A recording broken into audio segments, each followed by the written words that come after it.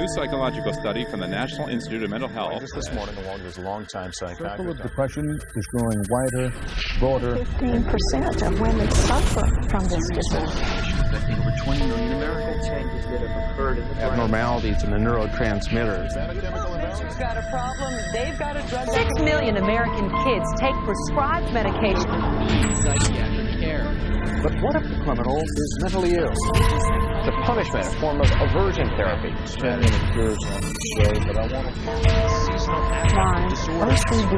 Oppositional defiant disorder. Schools criticized for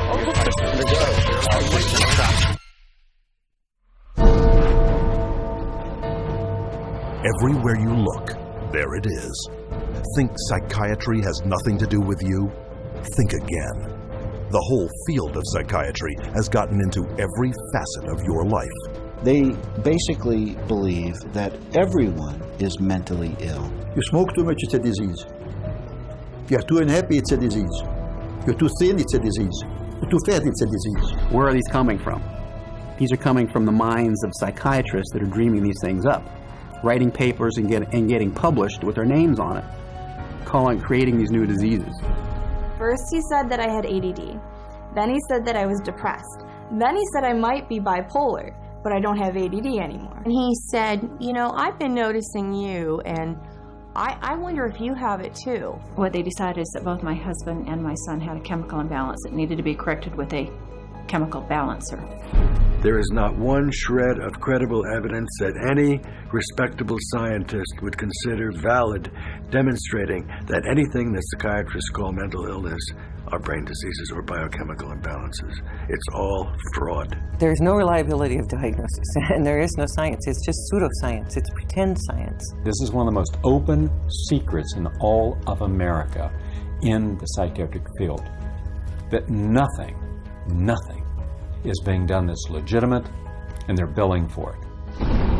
Psychiatrists claim that over 1 billion of the world's population is mentally ill.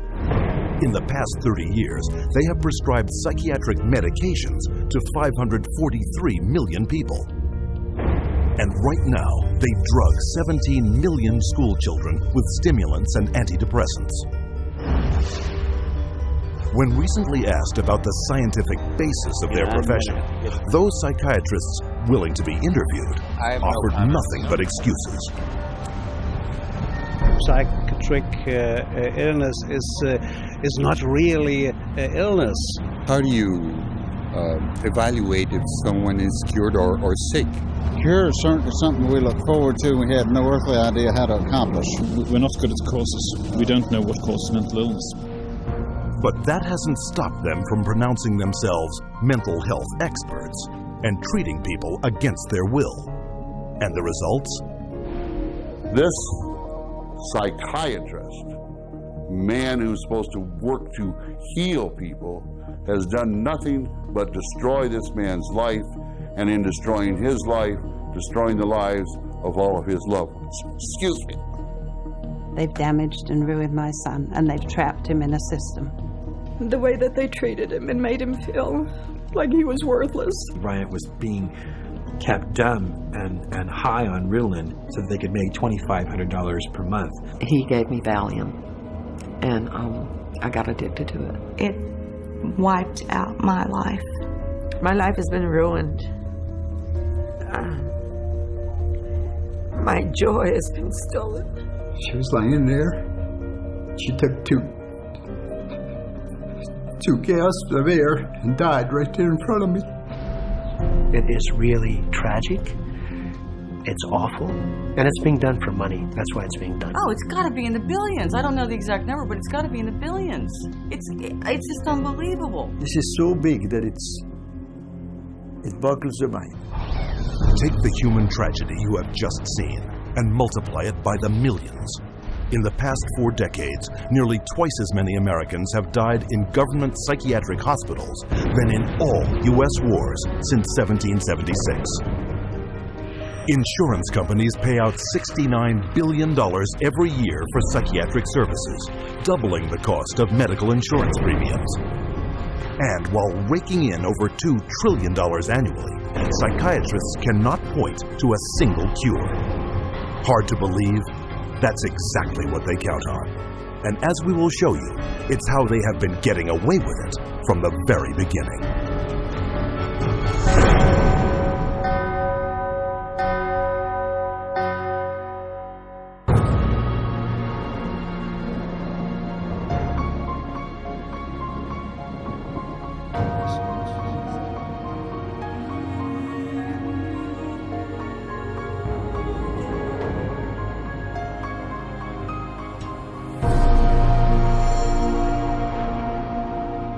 The roots of psychiatry have to do with control, power, and alienation from certain groups of people who were uncomfortable to be around. They were locked up in these places to get them out of the way. The history of psychiatry, I think, really is related to institutions. Bethlehem Royal Hospital in London was one of the world's first psychiatric institutions. Commonly referred to as Bedlam, the hospital was little more than a warehouse for those deemed mad. Inmates were confined to cages, closets, and animal stalls, chained to walls, and flogged, while the asylum charged admission for public viewings. In the 18th century, William Batty was the first to promote that his institutions could cure the mentally ill.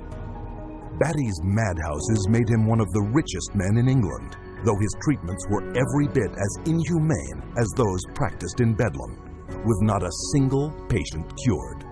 His financial success triggered a boom in the asylum business and an opportunity for psychiatrists to cash in on this new growth industry.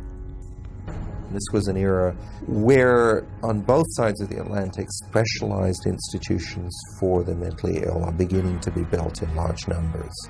Those institutions date back certainly to the beginning of the 18th century, and in a few cases even earlier than that. But the explosive growth of an asylum sector, of asylumdom, as some historians have called it, is very much a 19th century phenomenon. It's that period when the state is persuaded to invest tax dollars in building these places. But while those who ran the institutions were getting rich, psychiatrists yet lacked the credibility to maximize their cash flow. In order to justify their profession, they needed to come up with these biological solutions, or they didn't have any profession.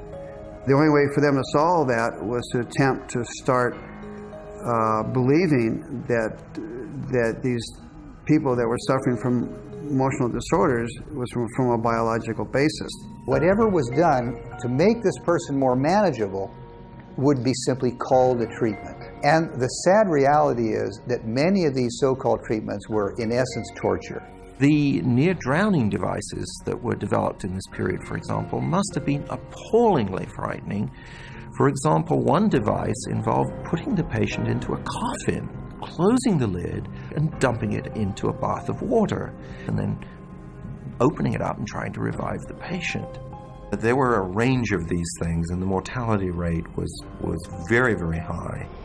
Psychiatrists next sought to give credence to their practices by cloaking them in the language of medicine. This repackaging of treatment became known as the medical model. Somebody who's really hyper and manic, if you're wrapped up in a cold sheet and dunked into some water, you're going to quit acting manic because that's a punishing treatment. But as soon as the symptoms started to go away, they started to believe that somehow by wrapping them up and dunking them in cold water, it was draining the toxics out of their body. So they built the medical model around that. Pushing the biological theory of mental illness a step further, an American, Benjamin Rush, put forth the idea that insanity was caused by too much blood in the head. The cure? Remove the blood by any means possible. Restraint, cold water, bleeding, even terror. And with that, a new medical model was created. Benjamin Rush was probably the most famous American physician of the Revolutionary era. Rush was known as the master bleeder. He bled his patients for madness. He also invented something called the tranquilizer. It's a chair that looks a little bit like an electric chair. The patient was confined in this apparatus sometimes with cold water applied to his or her head, for some hours at a time, and Rush announces in a letter that he's invented this new contraption and dubbed it the tranquilizer. Rush's often lethal procedures were detailed in his 1812 textbook, which remained psychiatry's authoritative source for the next 70 years. He was so revered that in 1965, Rush was enshrined as the father of American psychiatry on the seal of the American Psychiatric Association. As the 1800s wore on, psychiatry's mounting failures at curing madness threatened their financial bottom line, forcing them to invent new medical models. The cures promised were not delivered. So by the 1860s and 70s, a growing mood of pessimism was covering Europe and North America, that effectively the new institutions were ever growing in size, but not growing in their effectiveness. The 20th century brought more medical models. American psychiatrist Henry Cotton mutilated his patients by removing their body parts, declaring this a breakthrough in the treatment of mental illness. The earliest target was the teeth and then the tonsils and the sinuses. But when patients didn't get better, the enthusiasts for this treatment then started to move down the body and to say, well, obviously patients have swallowed bacteria in their saliva, so stomachs need to go, spleens need to go, colons need to go. As public outcry escalated over torture and maiming of patients, psychiatrists would invent new methods, each one hailed as the miracle cure. But each one was ultimately proven no more effective nor less brutal than the last. This is a history of psychiatry, more or less, to damage the patient. I mean, this is a version of the original model, which was to chain them like animals. If you're doing it to somebody because you insist that they have to change, and you're going to do that by turning the screws, you might say, whether it's with medication, restraint, whatever, that's torture. And a huge part of what psychiatry has done really comes down to torture.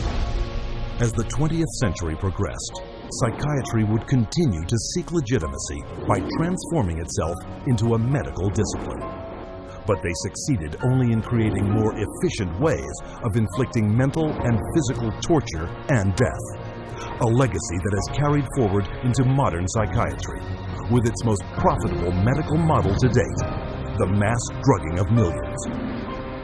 But to do this, psychiatrists first had to shatter one of mankind's most cherished beliefs, decreeing that people were not what they thought they were.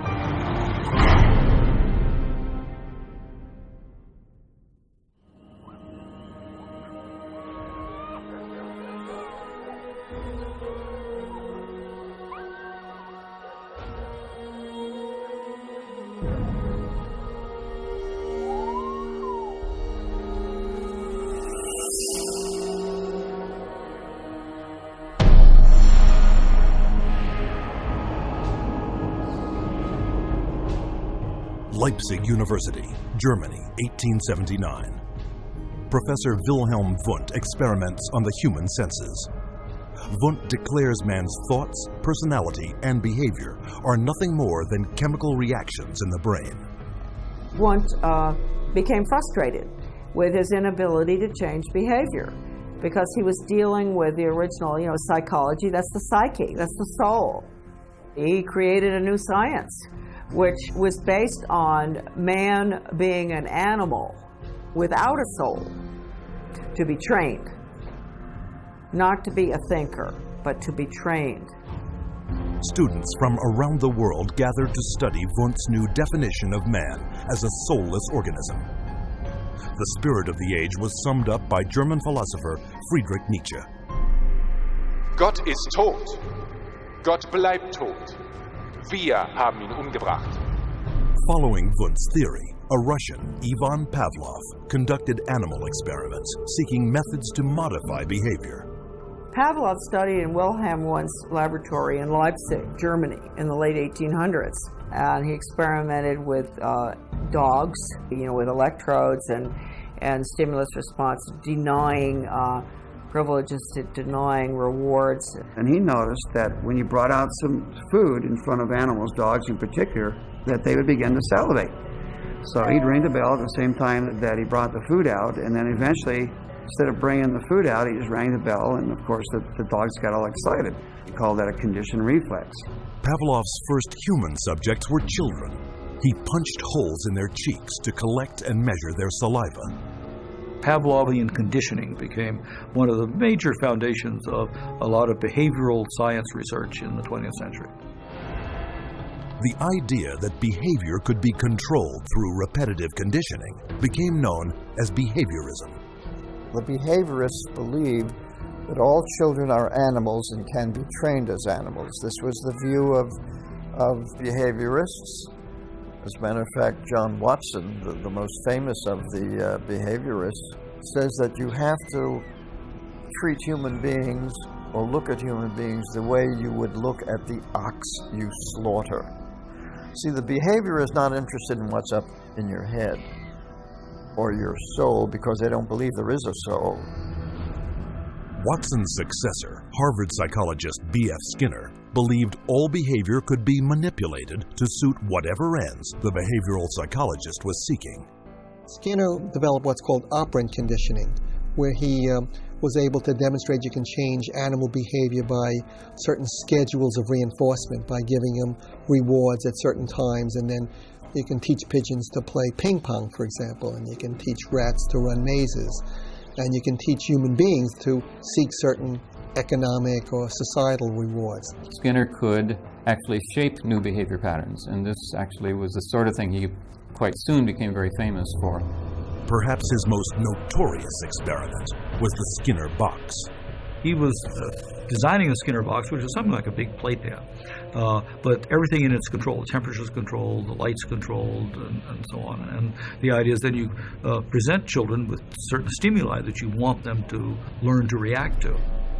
For nearly a year, Skinner isolated his daughter in a box similar to those he built for rats. The child was stimulated and had to respond in a certain way, like a chicken or a rat in a cage, because they firmly believe that children are animals.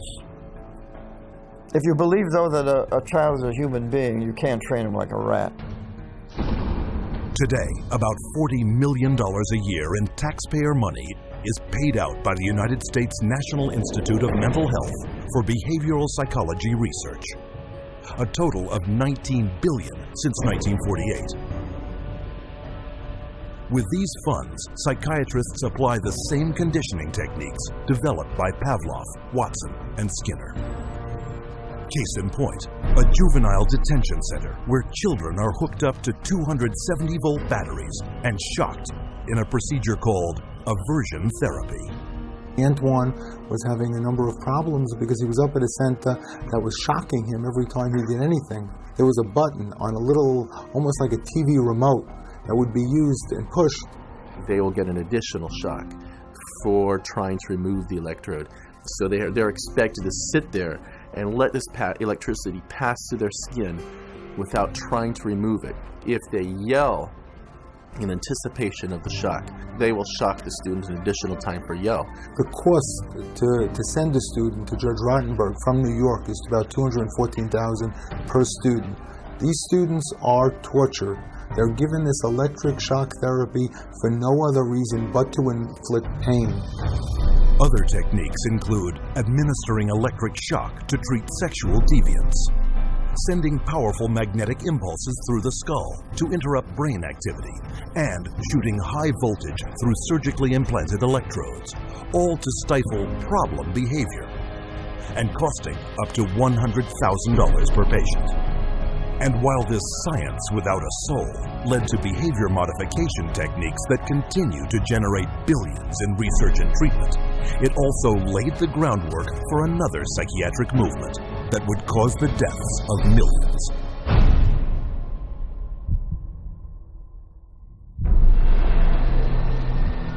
January 1945. As World War II comes to a close, the full horror of Hitler's final solution is exposed. With grotesque killing factories, unparalleled in human history, Mass graves filled with corpses of men, women, and children, murdered by starvation, bullets, and poison gas. What could drive men to commit such atrocities against their fellow human beings?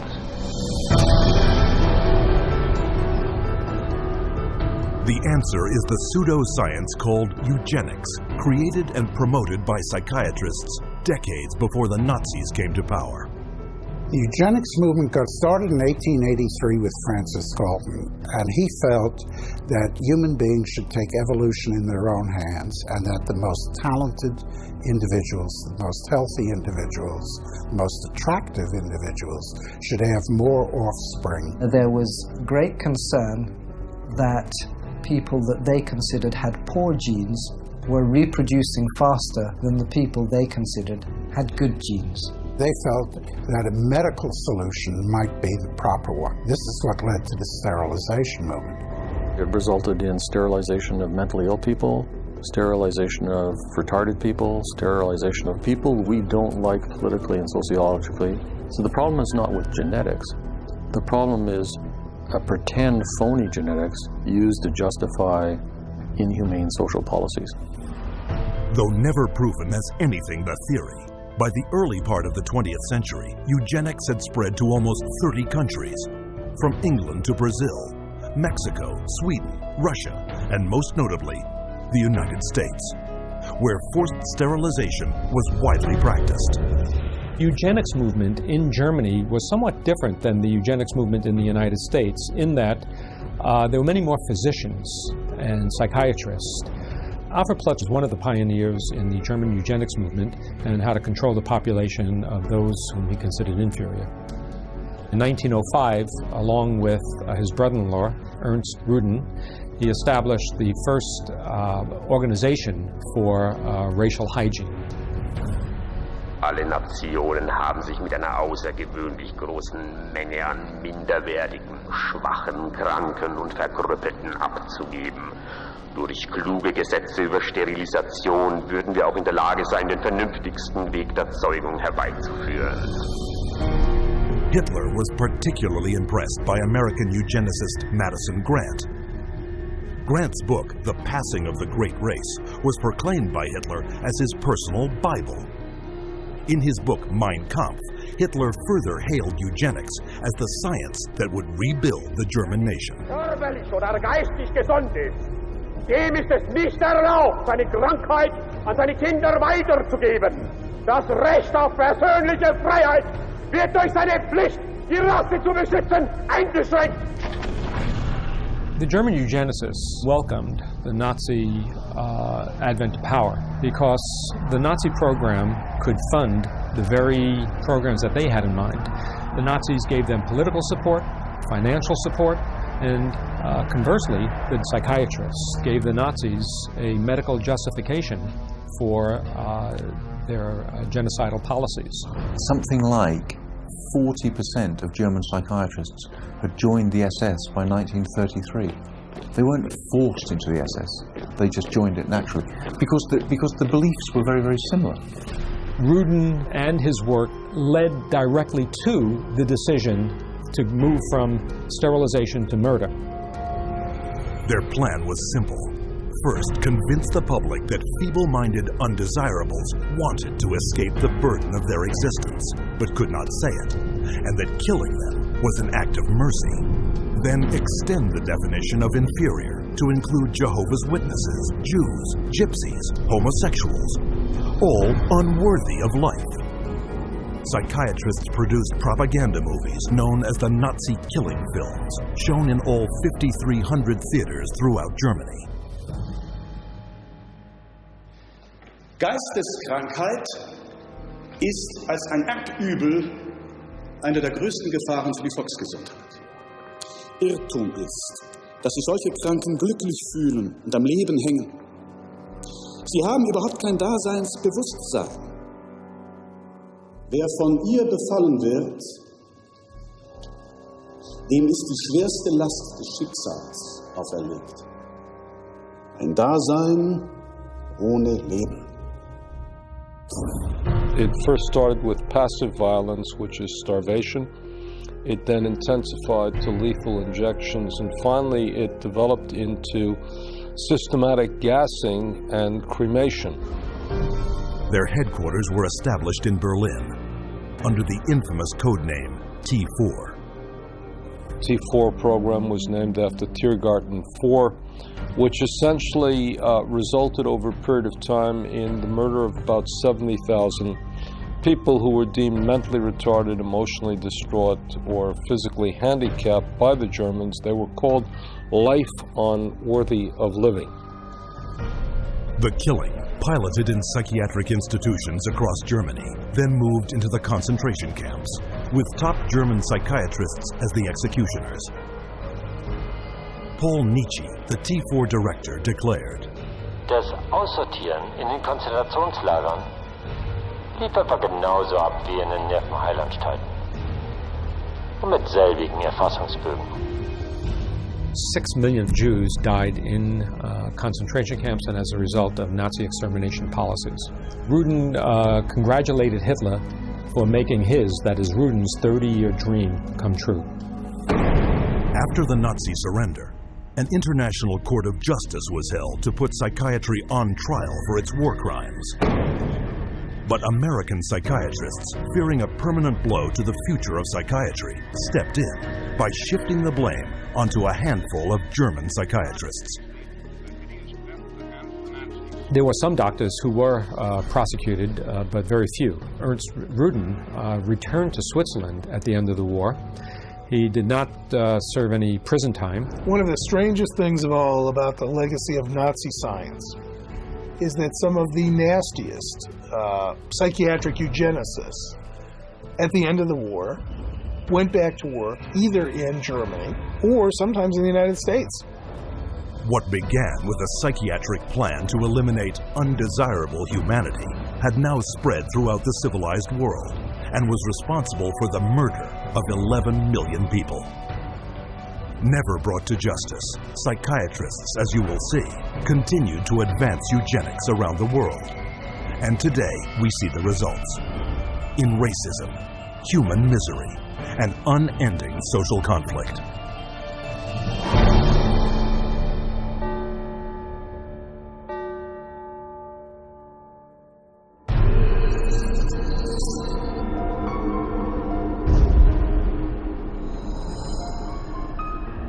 After World War II, a new eugenics was resurrected out of the bones and ashes of the old eugenics.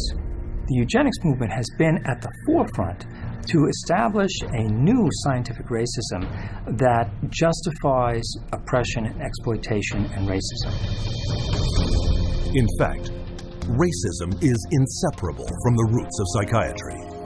The entire history of psychiatry, beginning with scientific conclusions that were made in the 1830s, was an effort to prove the intellectual inferiority of African Americans.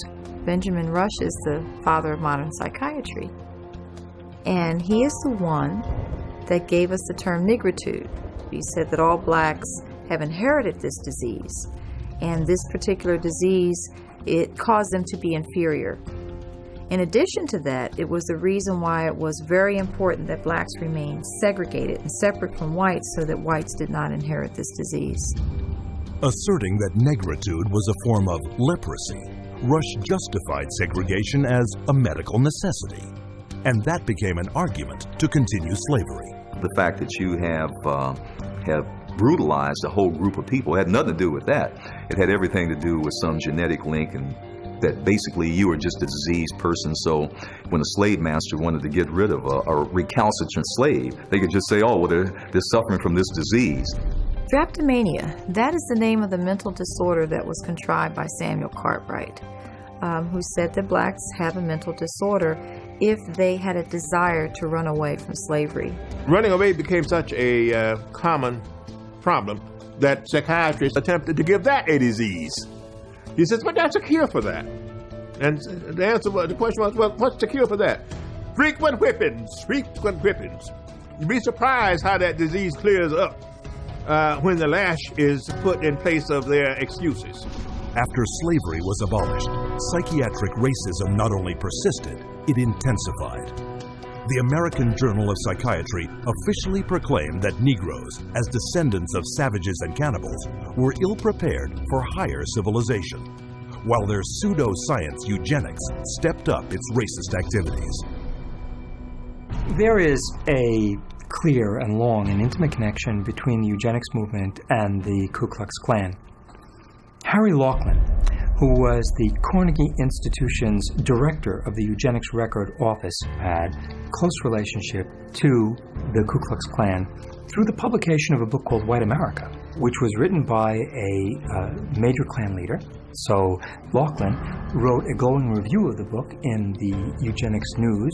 And at the same time, you have the Ku Klux Klan using eugenics to justify their racist goals. But psychiatric racism wasn't exclusively American. Some of the worst abuses of the 20th century occurred in South Africa, where the government adopted the same racist theories and practices used by Hitler. This was no coincidence. The Prime Minister had studied eugenics as a psychology student in Nazi-influenced Germany in the 1920s. Dr. Hendrik Verwoerd is regarded as the architect of apartheid. He saw South Africa as a divided state with whites, blacks and brown people living in totally separate areas, with black people having no rights whatsoever. With apartheid in place, psychiatrists established mental hospitals throughout the country that were in fact nothing more than slave labor camps. These places operated under a private company by the name of Smith, Mitchell and Company. They were saving money through the cheap accommodation for psychiatric patients, while making massive fortune out of money that Parliament had appropriated for medication. So it was a corrupt system. When this operation was finally exposed, it was discovered that 67,000 prisoners had perished, while at the same time, psychiatrists had collected $117 million in funding from the South African government. The World Health Organization issued a report declaring that psychiatry cultivated racism and that apartheid did have a parallel in the ownership and trading of slaves. In 1971, in the United States, psychiatrist Louis Jolly West continued psychiatry's legacy of racism, hatching a secret aversion therapy experiment called the Violence Center. His government-funded plan: implant electrodes in the brains of African American and Hispanic males to shock them should they exhibit any violent behavior.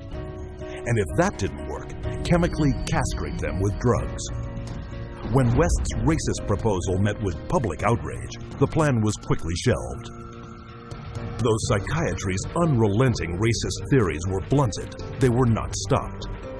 In 1994, psychologist Richard Herrnstein co-authored The Bell Curve, claiming to prove that blacks were genetically disabled and therefore inferior to whites. The Bell Curve really argues a very old eugenics idea. It argues that people are born with different kinds of intellectual abilities, that these are inborn pretty much at birth. It goes back to the notion that somehow black people are genetically and biologically inferior to white people as a way to justify what was really its programs of social racism and social sexism. And you see that kind of thinking going on in public school testing and IQ testing and educational testing and tracking. And this new tool fit into that old mold. It was a new tool that could prove the intellectual inferiority of African Americans. The psychiatric profession has done great damage, certainly in the past, and far too many in the present, too, to subvert democracy and perpetuate racial stereotypes, even more, deep racism in society. We have to battle against this continual misinformation, disinformation, pseudoscience. It can be repackaged in whatever form or format it is. But if it is based solely upon the color of one's skin and then is the merit of that human being, I just reject it. And so today, the flame of hatred continues to burn, fueled by pseudo-scientific lies. This is the heritage of psychiatry, as a justification for racism and as a pretext for political repression.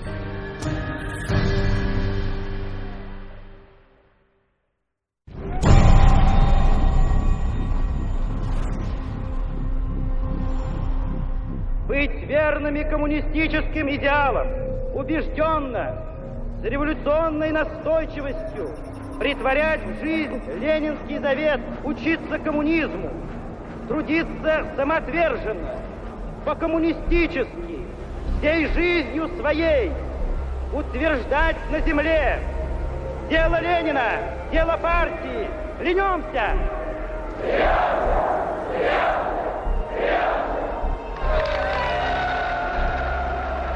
The Soviet regime demanded absolute loyalty. Those who did not toe the party line were considered dissidents and labeled enemies of the state. With no more than a whisper to the secret police, they would vanish into one of these special psychiatric hospitals. Despite the risks, these so-called dissidents put their ideas of freedom into action. Я вел жизнь тайную, конспиративную. Никто не знал, что я это делаю. У меня была маленькая подпольная типография, и я стал делать листовки. While others considered themselves loyal Soviet citizens. Я, например, считал, и то уверенно считал, что я один из лучших советских людей. Когда уже даже меня арестовали и написали особо опасный государственный преступ, я рассмеялся. Я при нем, при этом же самом нынешнем генерале, рассмеялся. А он меня вызывает психиатра на утро.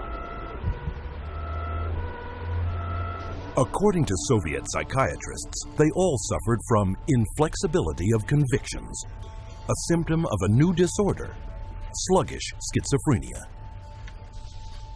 Вот когда добьешься, тогда заем. Так до конца пей. Перепей, ну больше я не буду с ним. Ребята, не заставьте. Давай пей, брат.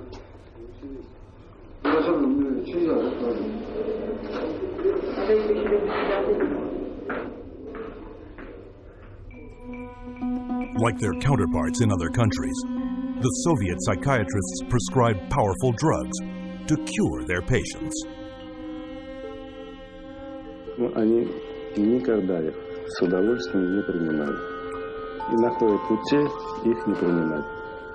Мы обязаны просмотреть прием лекарств, например, чтобы больные лекарства дошли до больного. Вот они где-то, как говорится, в горле проглатывают, все, ротовая полость чистая. И потом такие делают какие-то движения, отрыгивают.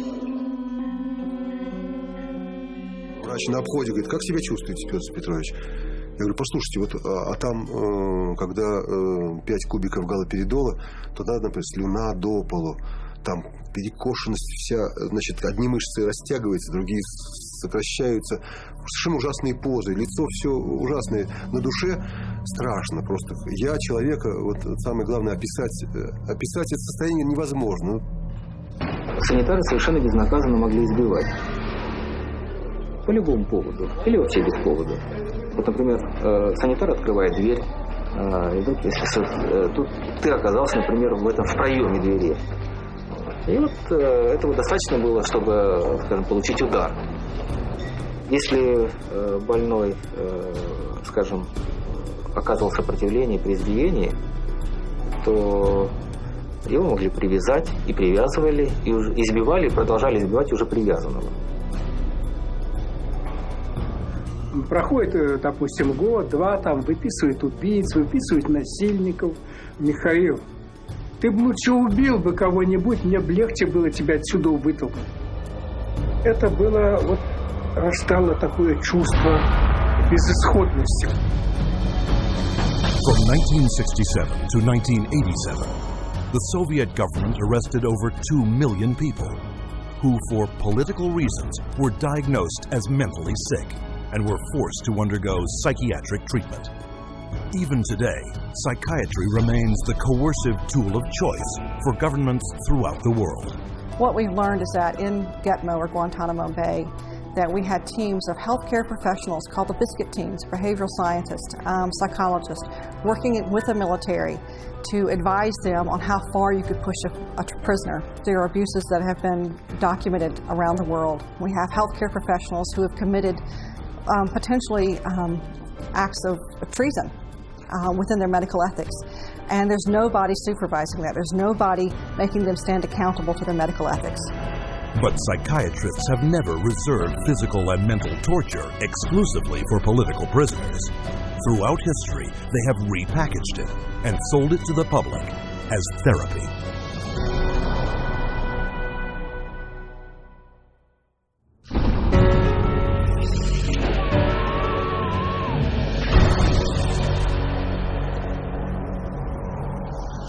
Beginning in the 1920s, psychiatrists embraced a new group of procedures that claimed to work by creating intentional damage to the brain.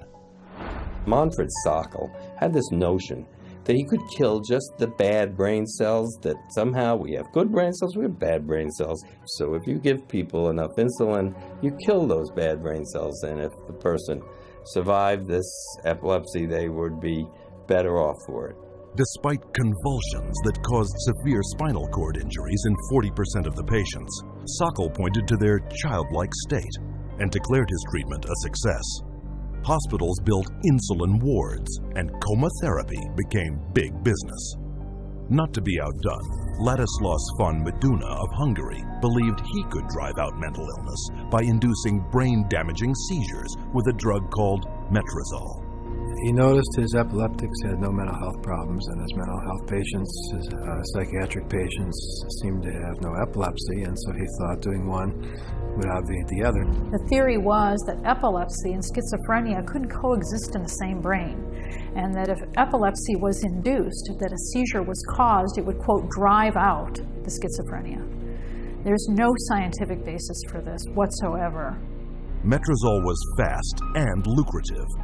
In a morning, a single psychiatrist could chemically shock 50 patients into a docile and manageable state. By 1939, metrazole was so popular with psychiatrists and staff, it was used in 70% of American hospitals and in almost every other country in the world. The financial success of insulin and metrazole sparked the development of an even more profitable method of inducing brain-damaging convulsions. How is electric shock therapy done? We use these electrodes. We place them on the patient's head like this, and then by means of this machine, we pass a controlled electric current through the brain, just for a fraction of a second. The patient doesn't feel it. The story behind this miracle cure began in a Roman slaughterhouse. In Italy, in 1938, two Italian psychiatrists decided to observe that before slaughtering pigs, in order to make the pigs more docile, they would apply electrodes to their temples that were hooked up to wall current, and that this stunned the pigs, but it didn't kill them, and they could then slaughter them. Well, this gave them the encouragement to try inducing convulsions with electricity.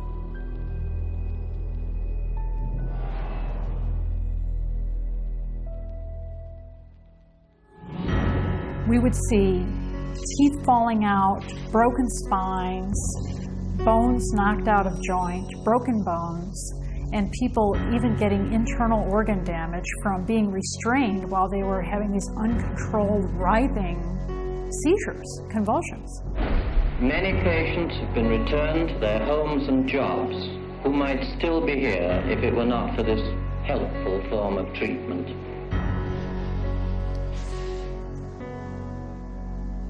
Having successfully sold brain damage as a cure, psychiatrists searched for even more precise ways of targeting the brain. This was jump-started in 1848 when an explosion blew a steel rod straight through the head of Vermont railway worker Phineas Gage. While Gage survived, his personality was dramatically altered.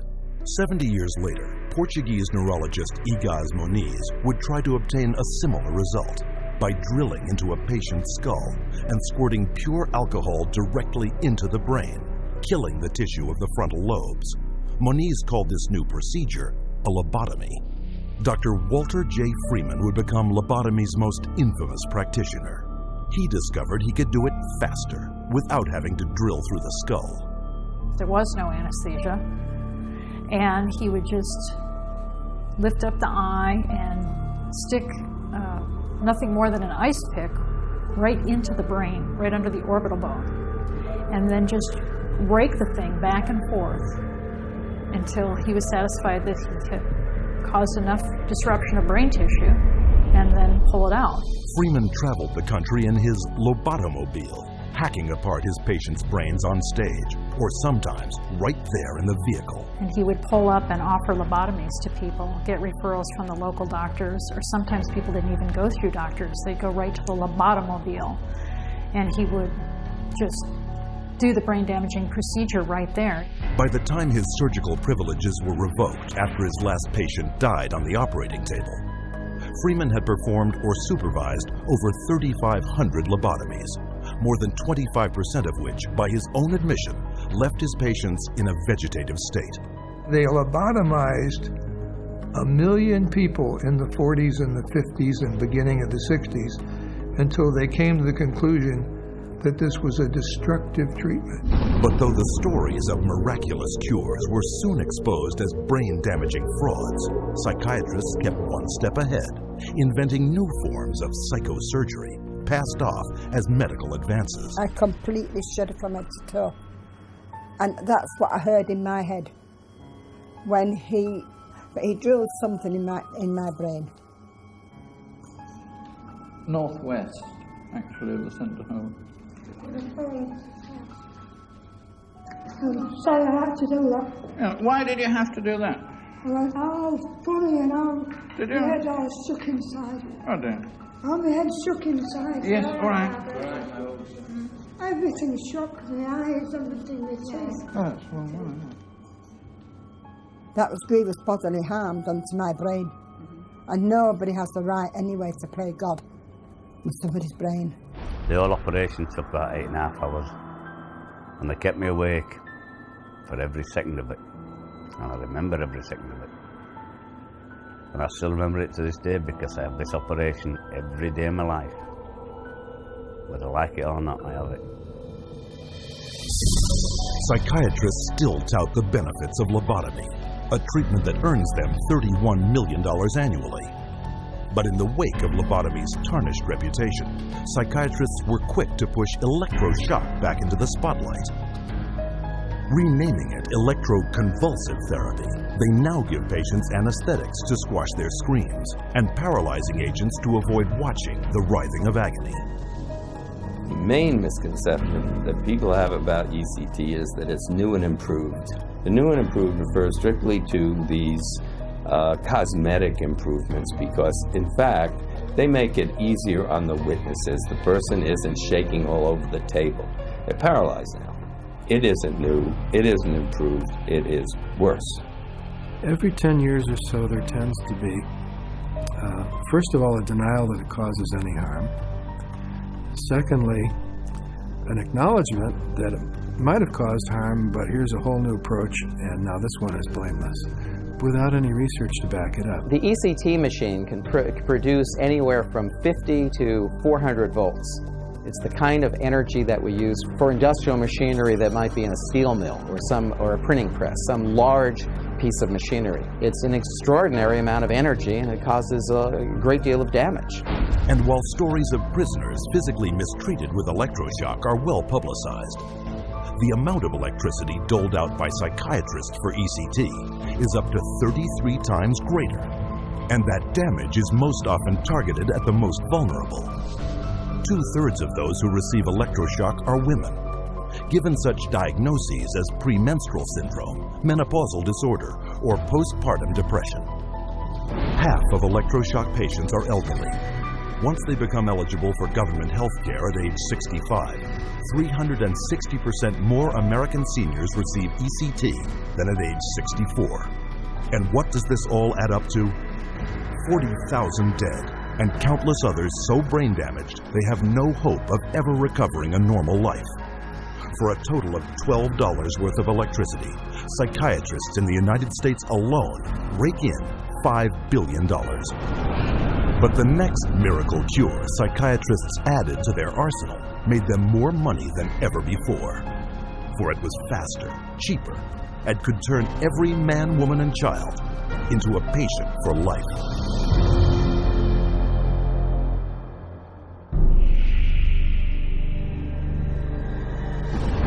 By the early 1950s, psychiatrists discovered their next miracle cure.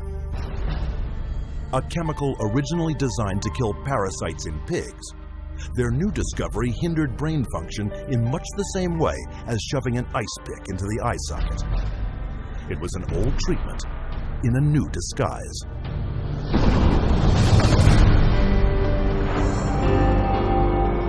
With the advent of these new tranquilizing drugs, it seems not too much to say that we're on the verge of an entirely new era in the treatment of mental illness. Dubbing it a chemical lobotomy, Canadian psychiatrist Heinz Lehmann described Thorazine as a simple, easy-to-take pill with the same effects as psychosurgery, but without the mess. Thorazine provided psychiatry with the entry into mainstream medicine. It had its magic bullet. If I'm a psychiatrist and I have to spend an hour talking to someone in psychotherapy, there's only so much I can charge for that hour. But if I can come in, give you a pill, and send you back out in 15 minutes or 10 minutes, that's a much more efficient use of my time monetarily. What psychiatrists didn't tell the public was that Thorazine caused a crippling neurological condition known as tardive dyskinesia. And that's a neurological syndrome where you have muscle twitches, abnormal jerks, which are uncontrolled, and they either last for a long time or sometimes they're permanent. So that's very clear, very well recognized, long-term or permanent brain damage from these medications. Mr. Blount has virtually no signs of his original illness now. The signs that the movements of his mouth are completely side effects of the drugs that he was on for 20 years. Mr. Blount is quite rational. He understands what's going on. And if you're patient, he can carry on a very rational conversation with you. Even when you remove the drug, it may still remain. It means you have caused a permanent disabling of the brain. In the late 50s, you get the first signs of it, people starting to worry about it.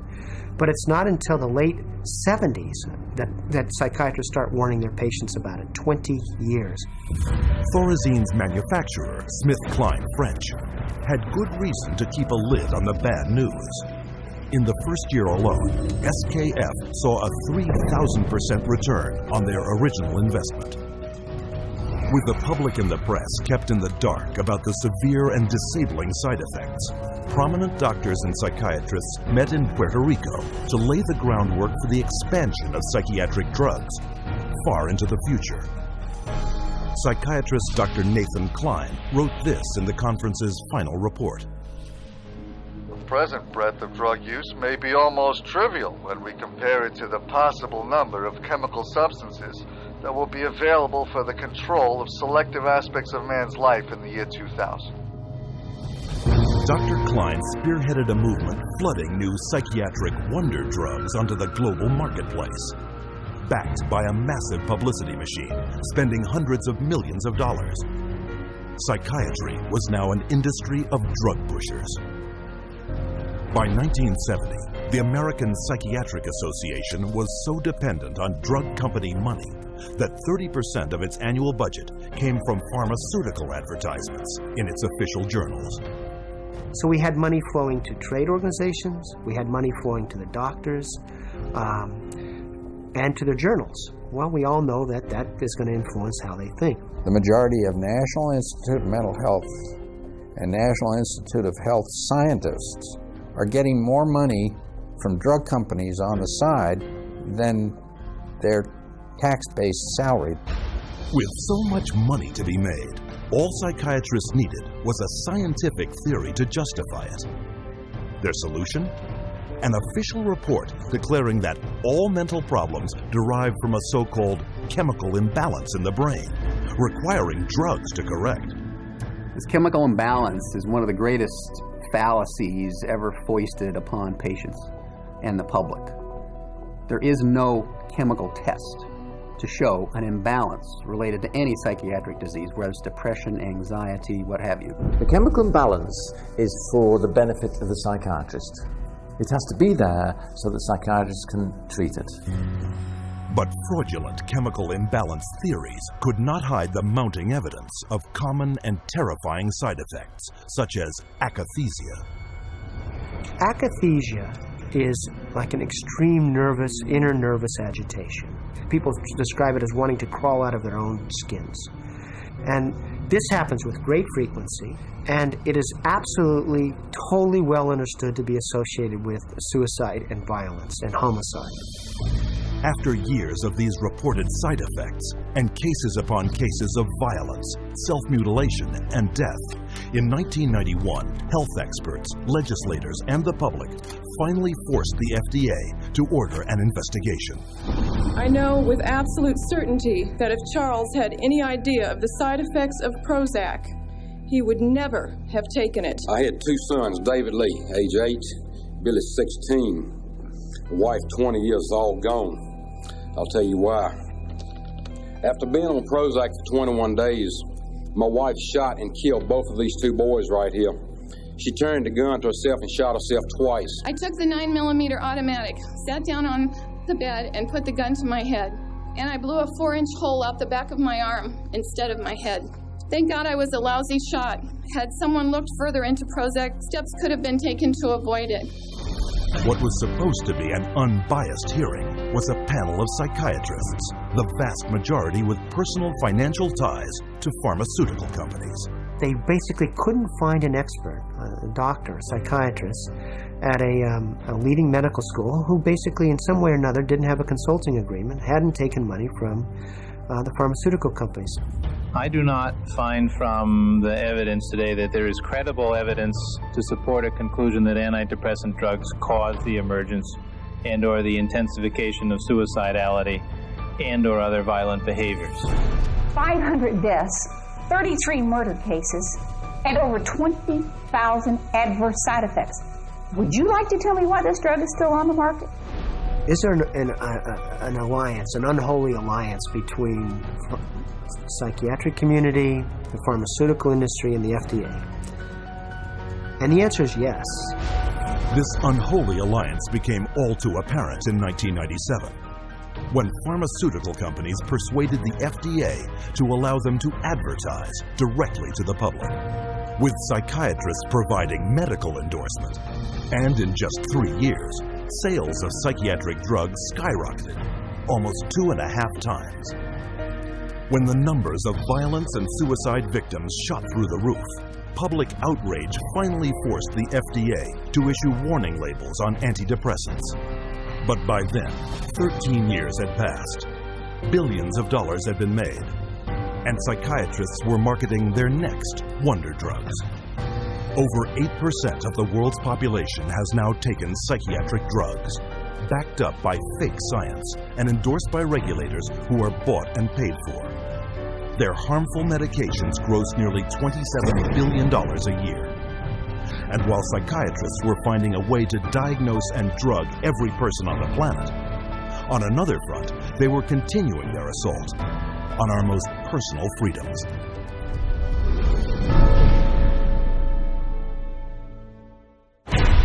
Psychiatrists demand the absolute right to determine what is best for the so-called mentally ill.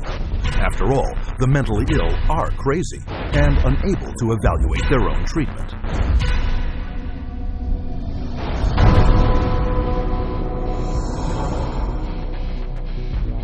To enforce their authority over others and keep their institutions filled at profitable levels, psychiatrists use a method called involuntary commitment. When you go to a real doctor, say a family doctor or a cardiologist, a patient always has the right to refuse treatment. So there is no such thing as involuntary treatment when it comes to clinical medicine as practiced by real doctors. Psychiatrists, of course, believe that people can be treated against their will. In 1956, psychiatrist Winfred Overholser presented a plan to Congress intended to take involuntary commitment to a whole new level. The plan: purchase 1 million acres of Alaskan wilderness, build a huge mental asylum, and change the commitment laws so that anyone could be shipped off with no more than a simple nod from a psychiatrist. The bill sailed through the House of Representatives, but when the public caught wind of the plan, they became enraged, referring to it as Siberia, USA. The bill was quickly struck in the Senate.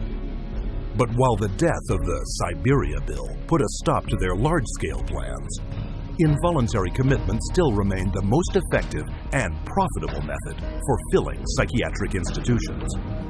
Again, the person has committed no crime and has no trial and is sent directly to a mental hospital, which is really a prison. How many people go to an insane asylum and say, please lock me up? Doctors don't lock up anybody. Psychiatrists lock you up. Even children can be taken from their parents with little legal recourse. They just invaded our home. They came in with officers. Our kids were scared. You know, they come in with a piece of paper and say, you're giving us your kids. And it's like, you know, how can they just come in and do that? She said, you could be arrested for medical neglect. And I said, but how is that when, you know, this is my child? And I see that he doesn't need that much medication. Why would you threaten me with something like that? At 10 p.m., 2 policemen and 2 social workers came to my house and took all 4 of my kids away. Once committed to psychiatric hospitals, patients are drugged and restrained. The more a person objects, the more this objection is construed as symptom of a mental illness. At which point the person would be locked up in restraints. There would be the ankle, the knee, the waist, the head, the wrist, and the shoulder restraints. And if when that process was happening, if there was almost any resistance at all, the person then would be medicated to a point where they would almost be knocked out. We had one case where they actually took a patient in a seclusion room and beat him up. And then they lied about it to the services that investigated. So it's a pretty wide range of abuse issues that we've encountered. Psychiatric staff provoke their patients into violence so they can bill insurance companies up to $1,600 a day for each restrained patient. A patient would resist diagnosis, resist treatment, and also want to leave treatment while they were at the hospital. And invariably, every time, that person's situation would be exacerbated until they were put in constraints and medicated, at which point there would be documented reasons to keep that person in treatment. The burden of such claims is passed directly to the public in the form of soaring healthcare premiums. As for their victims, the experience is traumatic and even lethal. 16-year-old Rochelle Claiborne died in Laurel Ridge's care last August. The state report shows during the restraint, quote, Rochelle stated several times she could not breathe. In almost all respects, the staff behaved appropriately, followed the standards. By taking advantage of weak or vague restraint laws, psychiatrists and their staff are almost never held criminally liable for assault, battery, and murder. He begged me to take him home, take him out of there, that they were treating him wrongly, and he didn't want to stay there. And I got a call that there had been an accident, that they held him down until he couldn't breathe anymore. I wish I would have listened to him, take him out of there before it had happened. And then I miss him every day. And I wish I could have him back, but I can't. To this day, no one has been charged for the child's murder. The elderly are a prime target for psychiatric abuse, with treatment of senior citizens in mental institutions costing private and government insurance over $29 billion a year. Unwarranted commitment has occurred that wouldn't have occurred if the people hadn't had insurance. The proof of that pudding is generally in how fast they get out once the insurance runs out. Involuntary commitment is a form of psychiatric slavery, where persons are treated as if they're property and they are deprived of liberty, and people are making money in the process. As long as we have involuntary mental hospitalization, psychiatry is a prison work. It's a crime against humanity. It is not medicine. Every minute of every day, someone is involuntarily committed to a psychiatric institution. And if you think this is something that can't happen to you or someone you know, think again. Every 75 seconds, someone in America has been committed against their will. And with over $1 trillion allocated to U.S. hospitals since 1965, psychiatrists have carved out for themselves a lucrative commercial enterprise, hidden behind a dubious interpretation of the law. But all too often, psychiatrists commit crimes too blatant to be ignored.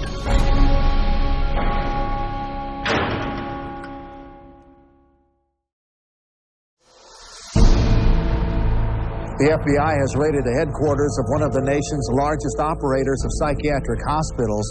Hundreds complained of overbilling, misdiagnosed conditions, and insurance fraud.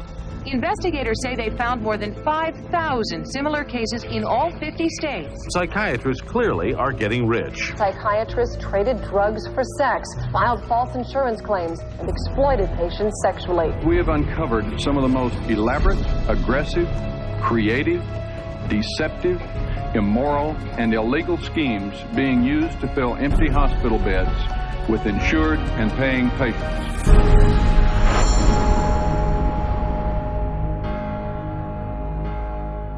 Every psychiatrist takes an oath to follow an ethical code of conduct, to put the care of their patients above all else. But of all medical disciplines, psychiatry has the worst record of fraud and abuse. Psychiatry is almost a license to print money. If a doctor were clever enough, and many of them are, there's no reason that they couldn't make at least $500,000 a year fraudulently and get away with it in psychiatry. I don't purport to have deposed every psychiatrist in Las Vegas. I can tell you for a fact I haven't. Maybe I've deposed half, and by and large, they were a dishonest, deceitful, lying bunch of people. So prevalent are their deceptive and criminal billing practices. Insurance investigators have slang for it, like the California Wave and the $100 handshake. $100 handshake is when usually a patient is institutionalized. Psychiatrist, psychologist will visit that person, shake hands with them, say, hello, I'm Dr. So-and-so, I'm taking care of your problem here, and then leaves. They might have 10 or 20 patients there. They bill an hour for each one, and they might be in the hospital for a total of 30 minutes. So 20 patients, 20 hours, and they'd send the bills off to Medicaid. We see that most of the victims of recovered memory therapy were women who had excellent health insurance, whether it was government insurance or private insurance, because many insurance policies wouldn't pay for this kind of long-term nonsense. So those people were targeted because of the nature of the insurance that they had. Every year, the U.S. psychiatric industry defrauds government and private insurance of $40 billion, using any means possible to deceive the public. There were some advertisements, very seductive advertisements, for people wanting to lose weight and were having problems losing weight. And they would be given, all expenses paid to go to a particular spa. But when they got to this spa and went in and signed in, it wasn't a spa, it was a psychiatric center. And then they couldn't get out. What instead they received is they received massive doses of mind-altering drugs, and they were kept for a lengthy period of time, and their insurance carrier was billed tremendous amounts of money for something that was unnecessary. But their lies go beyond the psych ward and into the courts, whereas paid witnesses, they will say anything to collect their fee.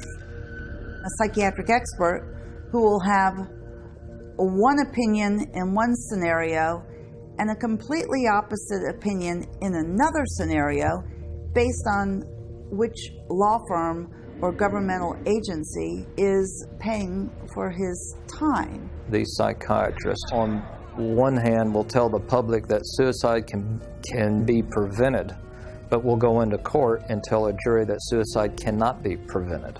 And then once you show his prior inconsistent statements, you also show that he is paid very well by pharmaceuticals, then the jury says, you know what, we're not so sure about you because you just lied to us. Add to the greed, dishonesty, and avarice their sex crimes. Accounting for only 6% of the physicians in the country, psychiatrists commit 1/3 of the sex-related offenses committed by doctors. It has happened so often that by the mid-'80s, the insurance companies who insure physicians across America started writing sexual claims out of the policies altogether. That's how common it was. The system was so broken that more than 25,000 complaints had been registered, but nothing acted upon. When a psychiatrist has a patient, a female patient, and abuse them sexually, there's a very high probability they'll get away with it. I've seen many cases where the mental health professional becomes very disturbed and is using very strange and odd treatments, and that can go on for many years with no one finding out about it because it's not very public. It's quite private. Things happen behind closed doors. Tragically, their sex crimes often involve children. Case in point, Dr. C. Markham Berry. On the surface, a well-respected member of his community. But all that shattered when he was arrested on child molestation charges. Van loads of child pornography were removed from his home, and the subsequent investigation uncovered his sexual abuse of former patients, boys aged 7 to 17, who he photographed and sodomized. All part of what the state called 50 years of Berry's rampant, undetected sexual escapades with children. This is not an isolated incident. It is the carefully masked character of the members of this profession.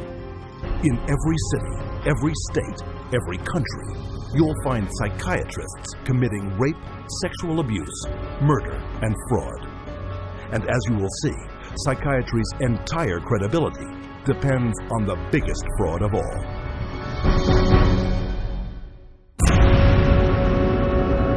I was diagnosed with a chemical imbalance, manic depression. They diagnosed me with having ADD. He told me I had conduct disorder, ADHD, mild depression, major depression, depressive, borderline personality disorder, compulsive disorder, anxiety, depression, and schizophrenia, ADHD disorder, identity problem disorder. There's no such thing as mental disorder. A mental disorder is whatever someone says it is, and if the person saying this is a mental disorder has enough power and influence, then people believe, oh, that's a mental disorder. But you can't have power or influence without credibility, so psychiatry manufactures its own. It's based on a grab bag of checklists for disorders that are published in a book called the DSM, which is the Diagnostic and Statistical Manual. There are no statistics in this book, by the way. That just makes it sound more scientific. They create this cluster of disease, and they get together and they vote. Is this a disease? All in favor say aye. It's marketed as a scientifically based document. Now, the American Psychiatric Association, which publishes the DSM, do a lot of work to create an aura of scientific precision around the DSM, but it's not scientifically based. Since the first edition of the DSM, the number of mental disorders voted into psychiatry's diagnostic manual has grown to 374. And with each new disorder, psychiatrists create yet another way to defraud the public. If you have 27 ways to bill in the DSM, that's 27 ways to bill. If you have 300, that's 300 ways to bill. So you can pretty much find anyone walking on the street that could fit into a DSM somehow. When you build insurance companies, you can't say the word. You've got to send in a number. And they have numbers for the most ridiculous things. You know, like arguing with your mother or peeing in the bed. Adolescent rebellion disorder is an official psychiatric diagnosis. Arithmetic learning disorder is an official psychiatric diagnosis. General anxiety disorder is a recent diagnosis. For each one, there is a 5-digit code with a decimal point. Now, the implication of that is if I have illness 403.16, that's different in some important and scientifically proven way from someone who has 403.17. And nothing could be further from the truth. Incredibly enough, while presenting the DSM to the world as scientific fact, psychiatrists freely admit its utter lack of science. We have no diagnostic reliable markers for almost any illness there is in the DSM. What we're testing for in psychiatry, it's hard to say because there's nothing specifically. But as far as a test that's clinically useful, basically we're not there yet. We don't have any laboratory tests that we can use to determine whether somebody does or doesn't have a mental illness. There are no good biological tests for detecting mental illness. There is no test, there's no biopsy you can do. There is no chemical test right now. There are no specific tests to confirm the diagnosis or show the improvement, like any blood tests or any x-rays or anything like that. Oh, in my practice, I don't do any tests. I just speak with people and listen to them, and then I make a decision in what kind of illness. These diagnoses vary as widely as the psychiatrists who make them. In this hidden camera footage, a person visited several different psychiatrists, complaining of the same symptoms. I'm extremely unorganized, and I didn't used to be.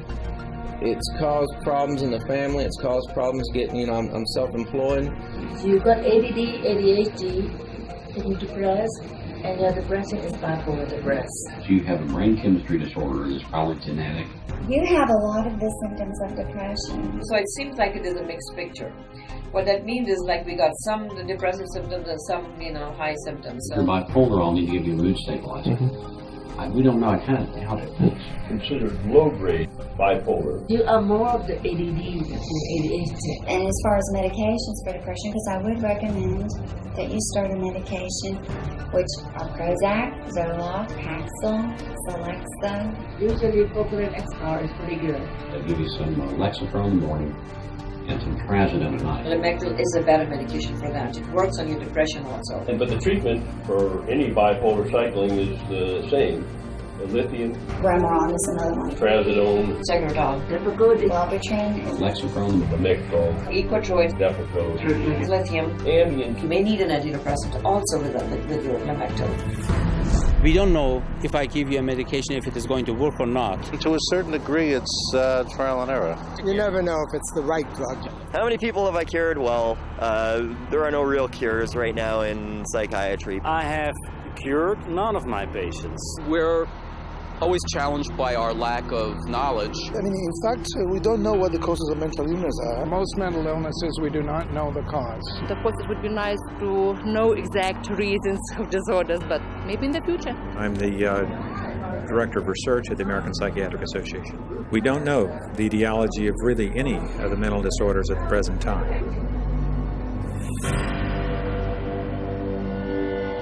DSM-5 is coming out. It's grown to 10 times its original size, and it labels everybody. I could find 5 diagnoses that would fit you or anybody else. Compare this to the research methods of pathology, a real science that discovers real diseases using a wide variety of precise diagnostic tests. We do millions of laboratory tests as well as the structural examination and the microscopic examination. It's a whole series of applied scientific procedures. In the case of psychiatry, there isn't any laboratory tool that can precisely identify psychiatric disease and allow it to be classified. It's not as if there's some study of tissue or some study of the body or some study of matter. These are all categories which are made up. They're simply made up. They don't exist in nature. They're decided upon by psychiatrists and voted on. Psychiatrists are not the only ones who benefit from the DSM. Wherever you find a psychiatric diagnosis, you'll find a psychiatric drug. The pharmaceutical corporations now contribute enormous sums of money for the education of psychiatric residents and for the support of research by their professors, so that psychiatry today has become in America, has become very largely learning which drug to use with which disease or disorder.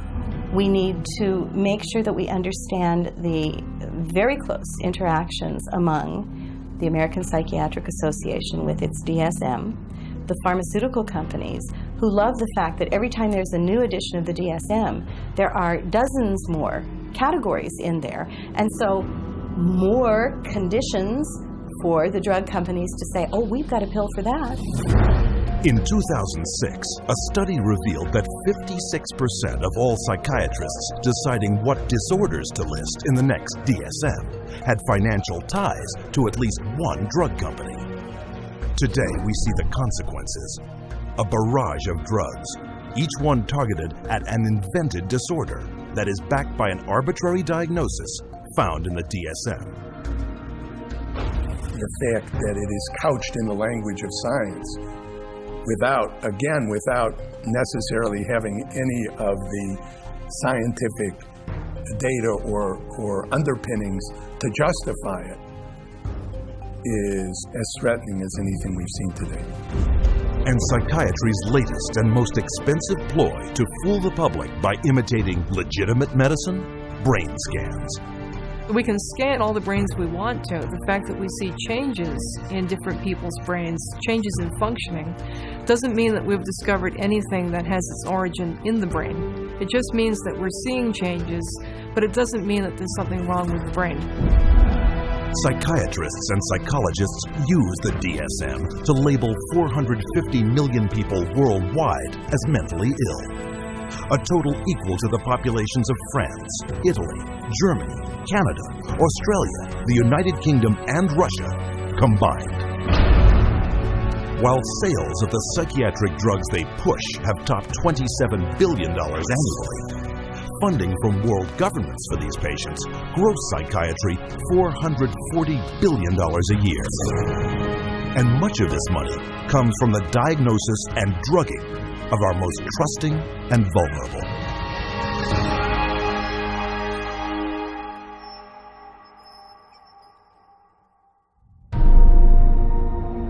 We have swallowed all manner of poisonous certainties fed us by our parents and school teachers.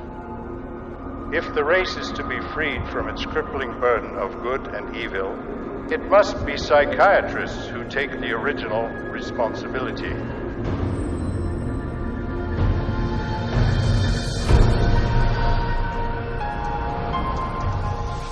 Brock Chisholm's declaration typified the psychiatric onslaught aimed directly at our school system. They actually said the purpose was social control, not to pass on knowledge, not to give him something so that he can go into the world of work. In 1950, psychiatrists and psychologists from around the world met at the White House to propose a total reorientation of the public school system. The White House Conference on Mental Health in the 1950s was a landmark that served to bolster the idea that schools would serve their communities better as mental health clinics than they would as institutions of learning. In the early 60s, the world of psychiatry started to really go places in this country. Little by little, it came into our schools, our educational system. And by 1965, it was written into law. Psychiatrists were given the green light for the wholesale labeling and drugging of school children.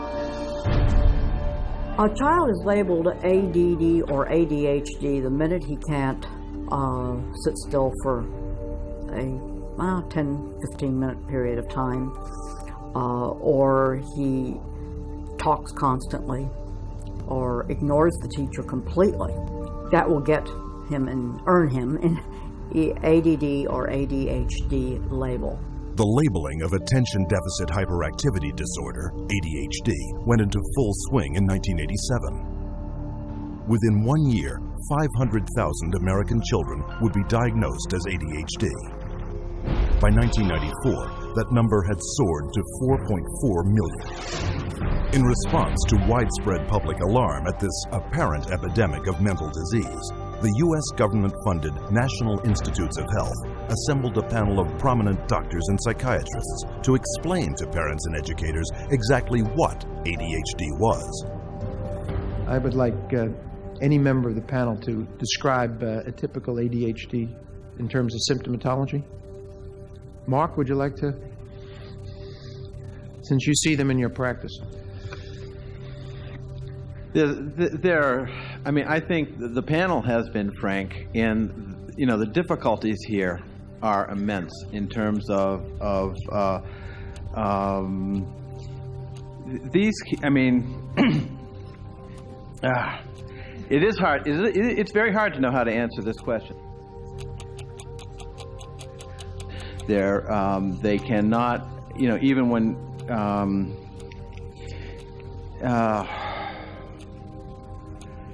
They are as if driven by a motive. There are some good clinical descriptions.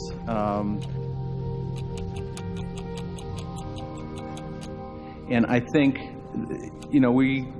I think part of the problem is the profession keeps changing the diagnosis. At this time, we do not have a diagnostic test for ADHD. Therefore, the validity of the disorder continues to be a problem. But this shocking admission did not stop school psychiatrists. 2 years later, the number of American students diagnosed with ADHD had shot up to 6 million. Today, 20 million children worldwide are labeled with some form of learning disorder, a diagnosis often made in a matter of minutes. We would sit behind a two-way mirror along with the parents. We would then look at the child. We would do small manipulative activities with them to see where their deficit was. It was wrong what we were doing. We were looking at a 5-minute glimpse of this child's life and saying, okay, here you go. Here's a little pill, take it, you'll be fine. Those little pills like Ritalin, Adderall, and Concerta are classified by the U.S. Drug Enforcement Administration as highly addictive substances, right along with cocaine, heroin, and methamphetamine. When I was on the Ritalin, it made me just feel totally different, like I wasn't even who I was. I was, flipping out, was twitching, going crazy. I felt like I was out of it all the time, like I wasn't there, I wasn't human. You're just a zombie, pretty much. You do what you can just to get by and just don't do anything extra. My mother never teased me, but she thought I really had ADHD and I was wrong. And I had something wrong with me. So I thought she'd feel bad and feel sorry for me if I died. But then again, I thought that she would miss me a lot, and I also love her a little more than I wanted to kill myself. And so I stopped when I realized that. The abundance of prescription medications created a new income source for kids, selling their meds to their schoolmates. It's called kitty cocaine. They take the Ritalin and they just repackage it and they sell it on campus to the kids because it's like speed. I figured if I was going to do drugs, I might as well make it worth it. And I ended up doing street drugs, and then I ended up getting into it really bad. We're looking at marijuana and other things as being gateway drugs, and actually the so-called medications are a greater gateway drug. The Ritalin drugs are backfiring big time because if the child is already disruptive and he takes cocaine, he's going to be a lot more disruptive after he's taken it. It is not going to calm him down.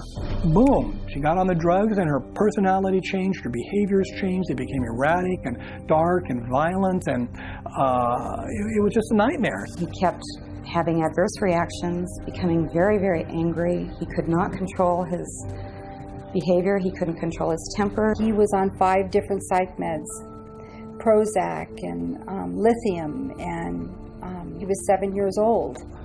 And he was unable to function. He would have rages and then crying and all kinds of just violent rages, grabbing knives and all of this. The list includes 15-year-old Kip Kinkle withdrawing from Prozac when he shot 22 classmates, killing 2 after murdering his mother and stepfather at his home in Springfield, Oregon.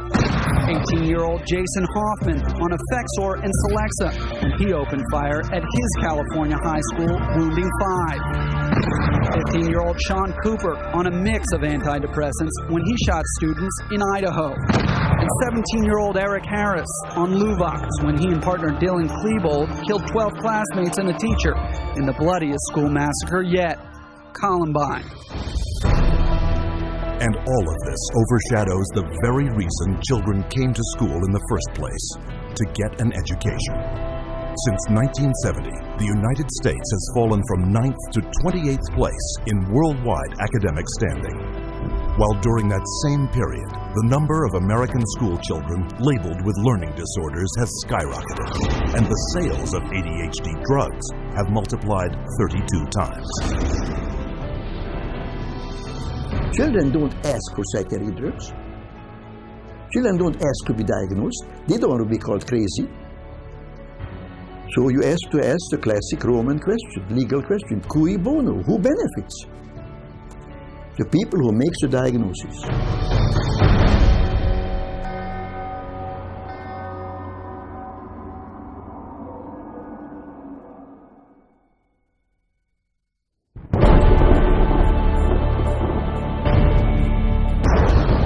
Psychiatry should actually go into government, that politicians should listen to psychiatrists. Psychiatrists should be in every parliament and should direct and monitor political activities.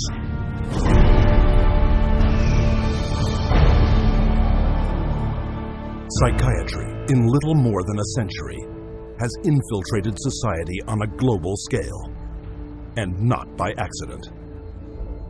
People aren't aware that in 1940, a prominent British psychiatrist, Colonel J.R. Rees, addressed the National Council on Mental Hygiene and set the agenda for psychiatry for the next 60 years. Since then, psychiatrists have been given authority in nearly every sector of our society, with tragic results. We must aim to make it permeate every educational activity in our national life. Public life, politics, and industry should all of them be within our sphere of influence. We have made a useful attack upon a number of professions. The two easiest of them, naturally, are the teaching profession and the church. The most difficult are law and medicine. Rees's colleague, psychiatrist G. Brock Chisholm, co-founder of the World Federation for Mental Health, later expanded upon psychiatry's plans. To achieve world government, it is necessary to remove from the minds of men their individualism, loyalty to family traditions, national patriotism, and religious dogmas. To implement their master plan, American psychiatrists convinced the U.S. Congress that mental illness was a national threat that only they, with vast increases in funding, could solve.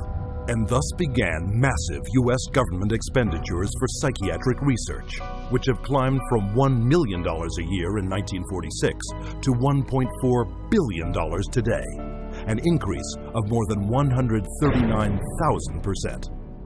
As psychiatric influence spread across America, it also spread throughout the world. Behind crisis after world crisis, you'll find the handiwork of psychiatry. Example, Serbian psychiatrist Jovan Raskovic, who demanded the ethnic cleansing of Croats and Muslims because of his firm belief in their racial inferiority. The result, Bosnia in the 1990s, where Raskovic's colleague, psychiatrist Radovan Karadzic, and Prime Minister Slobodan Milosevic established Balkan concentration camps, where the mass torture, rape, and murder of the innocent happened once more. One military psychiatrist explained how it was done. C'est très difficile tuer millions de personnes. C'est très difficile, techniquement difficile. Les Allemands étaient bons techniciens et ils ne pouvaient pas, ils pouvaient seulement 6 millions de Juifs exterminés. Ils massacrent, par exemple, 100 ou 200 de personnes, ou violent 100 femmes et 100 jeunes filles, pour que les autres sont effrayés et échappent. Alors vous avez le terrain pur. With century-old Pavlovian conditioning, coupled with modern-day mind control techniques, psychiatrists and psychologists can turn average men, and even children, into mass murderers. You could train them to use firearms indiscriminately. You could train them to shoot people with very little feeling or thought. You could train them to use abusive and brutalizing procedures in order to obtain information with no hesitancy, with no concern. This is how terrorists are created. In the wake of 9/11, Osama bin Laden was characterized as the mastermind behind the attacks. But the acknowledged brain trust and commander of al-Qaeda is Ayman al-Zawahiri, educated in psychology and pharmacology at the University of Cairo, and the author of the al-Qaeda training manual on the use of coercive psychiatry. And orchestrating the terrorist bombings in Madrid, Abu Hafiza, another al-Qaeda operative, relying on those same techniques to manipulate the minds of men. You can implant memories. Memories are potent sources of motivated behavior. If you implant enough memories of specific kinds, you can shape and change the nature of human thinking and feelings. And it was thought to be a kind of ultimate weapon, because what greater weapon could there be than control of the human mind? You can control minds, and you can move people around, particularly when you control their lives. It's easier to control their minds. When we look at psychiatry and psychology, social control is the primary agenda. And that agenda is being put in place throughout the world right now, using mental health screening campaigns fed to the public under such innocuous sounding names as Teen Screen. The national government is actually encouraging it and wanting to test every single kid in our public school system. All children are put under this kind of a test for psychiatric evaluation, a 10-minute test that tells them absolutely nothing. I predict that upwards of 90% of all the people screened will be diagnosed as having a psychiatric disorder, which means that we'll have an entire generation that will be a perfect profit center. The man behind the Teen Screen program, psychiatrist David Schaefer, consultant to the U.S. Department of Defense. They're not just screening children to have complete control of the 52 million children in school. They're screening now, and that bill, they will screen their parents, and they will screen all adults in America. The idea of mass screening for mental illness in the American population, run by a government initiative, is one of the scariest ideas I ever heard of. Psychiatry is politics.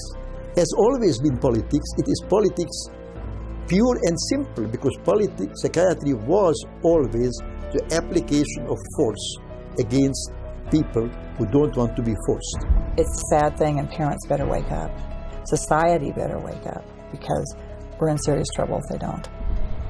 Psychiatry's master plan to infiltrate all sectors of society is becoming a reality. We don't have an epidemic of mental illness.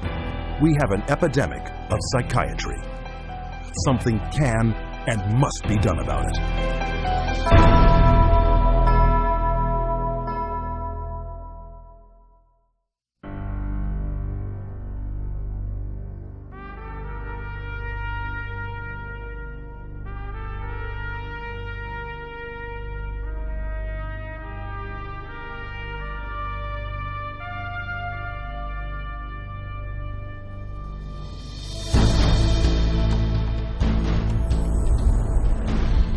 Founded in 1969 by the Church of Scientology, the Citizens Commission on Human Rights investigates and exposes psychiatric violations of human rights. From its international headquarters in Los Angeles, California, CCHR documents psychiatry's invasive and destructive practices and publishes its findings, making them available in some 15 languages. More than 8 million copies have been distributed to healthcare professionals, government officials, educators, and business leaders world over. The headquarters is also the site of the world-renowned exhibit, Psychiatry, an Industry of Death. centered around 14 documentary films. This state-of-the-art exhibition presents the history of psychiatry, from its origins, where the mentally ill were caged like animals, to the present-day mass drugging of society as the cure for invented mental disorders.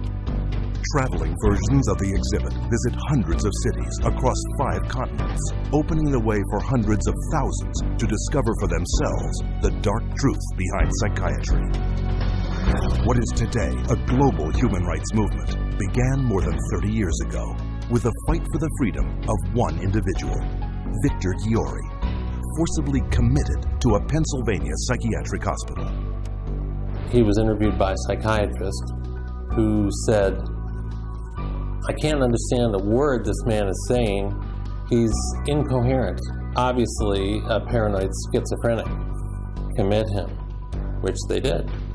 Now, he wasn't babbling incoherently. He was speaking Hungarian. We filed a lawsuit against the hospital. In the middle of the case, the doctor, who was the head of the hospital, stands up and he says, "We want nothing more to do with Victor Giori." The release of Victor Giori was the first of thousands of cases throughout the world, helped by CCHR. CCHR challenged involuntary commitment laws throughout the United States and internationally, and what we found was that people were being incarcerated without any legal rights. They had no right to an attorney.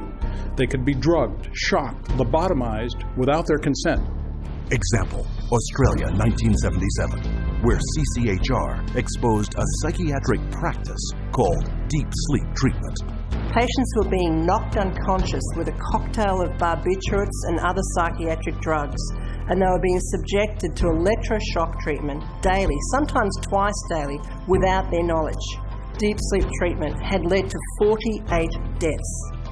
It was CCHR that investigated it, exposed it, and fought for over a decade until deep sleep treatment was banned. In South Africa, CCHR exposed psychiatric camps where mental patients were kept and brutalized and then farmed out as slave labor.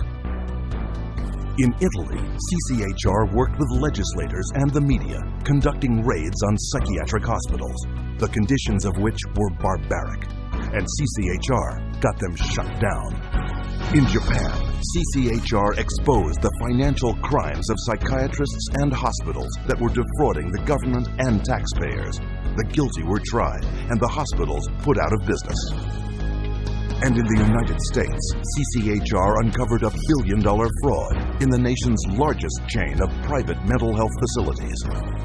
600 federal agents conducted raids across 20 states. Dozens of prosecutions ensued, millions in fines imposed, and the entire chain of corrupt hospitals was bankrupted and permanently closed. And behind every public warning you see today about psychiatric drugs is CCHR. CCHR has documented the side effects of these drugs, has taken evidence to the FDA, has gone to Congress, has obtained congressional hearings. It took 13 years before the FDA finally admitted that those drugs can cause suicide and issued black box warnings. We got 9 state laws passed. Following that, it was the introduction of the Child Medication Safety Act in 2004.